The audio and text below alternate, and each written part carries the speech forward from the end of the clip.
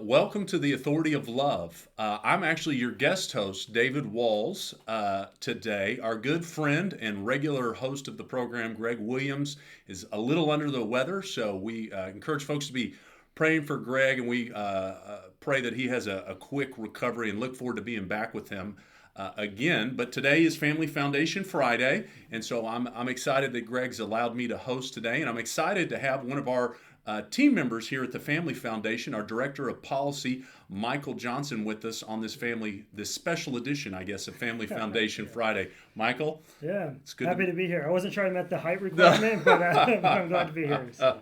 Well, we are excited to have Michael on, and as folks of this program know, a lot of times on Family Foundation Friday, we're sharing what's been going on with the ongoing General Assembly, and Michael obviously is extremely involved for us at the Capitol. So excited to have him on. But Michael, it's hard to believe, but today is actually the General Assembly is going to be wrapping up their 47th of 60 days in the session. So things are certainly heating up, and I think the pressure seems to be building as folks see the end of the session. Yeah, I think so. Legislators are a little more tired, but trying to gear up for the last sprint to the finish line.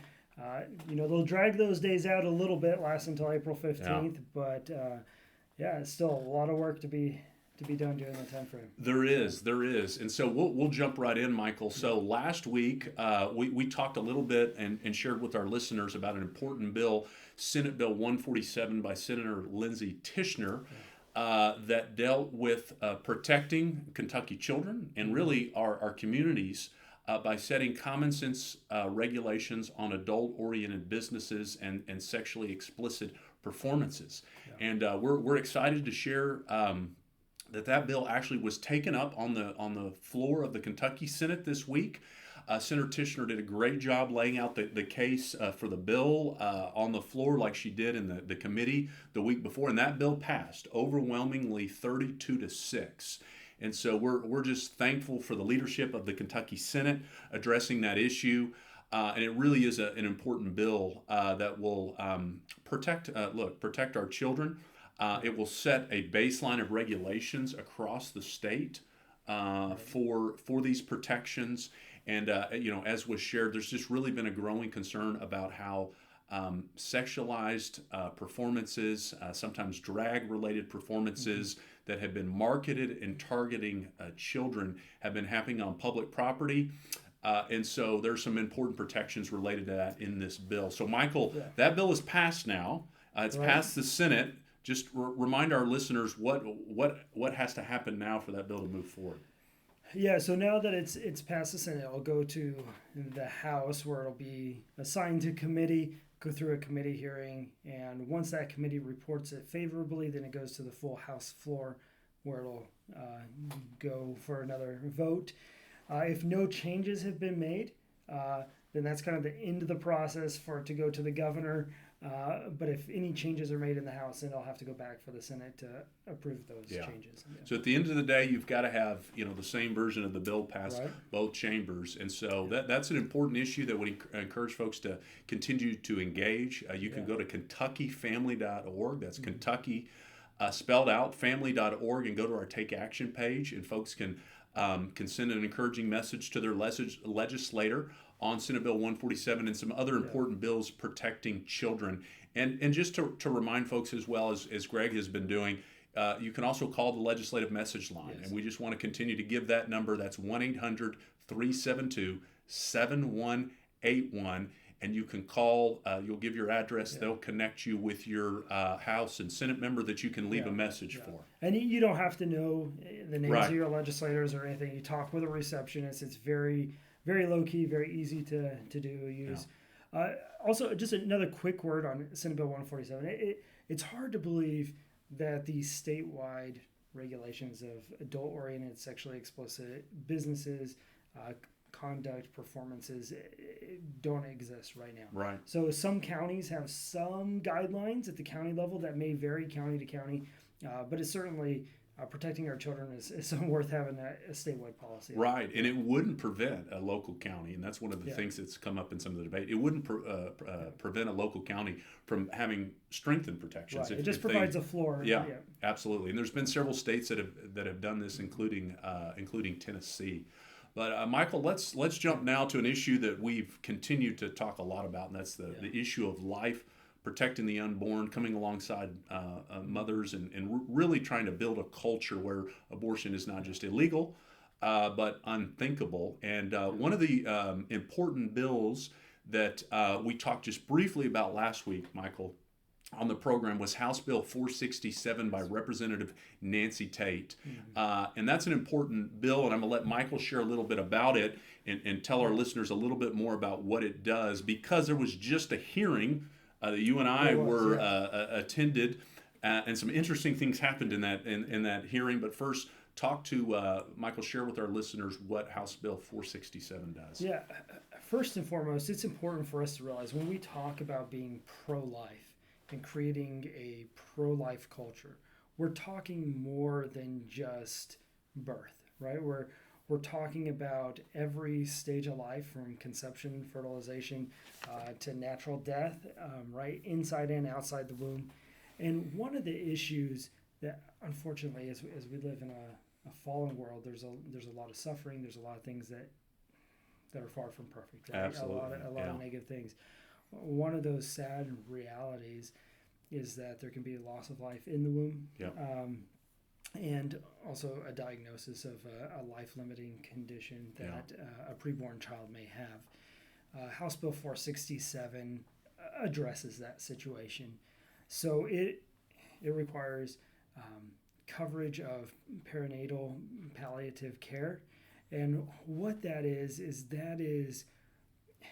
that difficult situation to where a child may not, because of their diagnosis, they may not live to the point of birth, or they may only live a short time after birth. Yeah.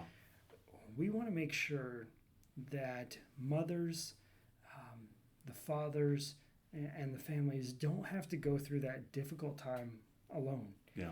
So we have these wraparound services, counseling, different kind of just taking special care of these families, helping them through this time, helping give them the information that they need, space to process and deal with that. Yeah. I mean, it's something that's very important. I mean, even one of the things you think of if you're in a hospital, right? If you're in a situation to where you're going through that, right? You don't really want to be in the area where you're hearing newborns cry and different things like that, right? You need some special treatment. You need some just that special, tender compassion. Yeah. Well, I'll tell you, Michael, I've got to, give thanks to Representative Nancy Tate and Adia Wushner, our good friend, Executive Director of Kentucky Right to Life, an important issue that she's brought focus on. And she spoke at the hearing in support of the bill, and there was some other just really powerful testimony that was shared. But and that bill did pass. It passed out of the committee, so it's now eligible to be voted on the House floor. But and also real quick, a special thanks also to Chair Moser of that committee, who was a sponsor of that legislation as well. Yeah, she's chair of the Health Services Committee where the bill was heard, and but there was an interesting development that happened, and we try not to we're a Christian organization, we're not a partisan political organization, but sometimes these distinctions between the parties, particularly on the issue of abortion and life, make themselves very clear, Michael. And what happened in that committee hearing, there were other bills that were being heard, but the Democrat members of that committee, I would say very rudely, got up and walked out of the committee hearing along. It seemed to be maybe some representatives of Planned Parenthood as well, walked out of that hearing so they wouldn't even have to hear the discussion on that bill. And one of the great other great members of that committee, a great pro-life champion and a family values champion, our friend Representative Brian Dotson, he pointed that out when they were voting on the issue. But it's just really sad to see. Because sometimes some of these members are so adamantly supportive of abortion that they would allow their views, that we adamantly disagree with them on, obviously, that they would allow that to spill over to an issue of compassion like this is, I thought that was very unfortunate, but it was, unfortunately, I think, telling of where we are in the battle over ideas on the dignity of a preborn child. Yeah, and Representative Tate had pointed out that this was an issue that had gotten bipartisan support in previous years, a resolution supporting it, and it is sad that it is so politicized now, right? As Representative Dotson mentioned, an atrocity, really, that we would be so concerned, right, that the Democrat Party would embrace abortion to such an extent that they would walk out and protest over a bill that's providing compassionate care